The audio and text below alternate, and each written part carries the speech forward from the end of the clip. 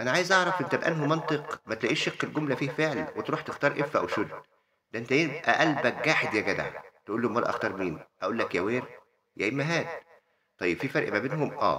كلمة where معناها لو كان الفاعل، ففي الحالة دي أنت لازم تفهم إن الفاعل اتغيّر لحاجة جديدة. الحاجة دي ممكن تكون صفة، وممكن تكون اسم شخص، وممكن تكون إنه موجود في مكان، يعني في حرف جَر يبقى أنا لو عندي صفة أو اسم شخص أو ضمير أو حرف جَر، يبقى أنا في الحالة دي هاختار كلمة where. وراي ريتش، وراي ريتش لو كنت غني، وراي taller لو كنت أطول. والمثال المشهور جدًا اللي هو where are you I would لو كنت مكانك كنت سأفعل. فهنا الفاعل اتغيّر بقى حاجة تانية، مش امتلك شيء.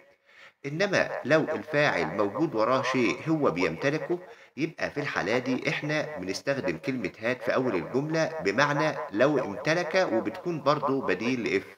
فلمّا آجي أقول إيه had I time I would help you لو أنا امتلكت الوقت أنا كنت هاساعدك.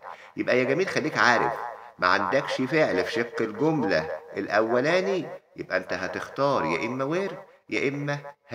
هاحط لك في صندوق الوصف التركاية بتاعة شُد مع if برضه عشان خاطر تخلّي بالك منها وتبُص عليها. في النهاية لو عجبك الفيديو ما تنساش تشترك في القناة، برضه لو في معلومة مفيدة أنت شايفها لزمايلك الدال على الخير كفاعله، شارك الفيديو مع أصحابك، وجزاكم الله خيرًا، والسلام عليكم ورحمة الله وبركاته.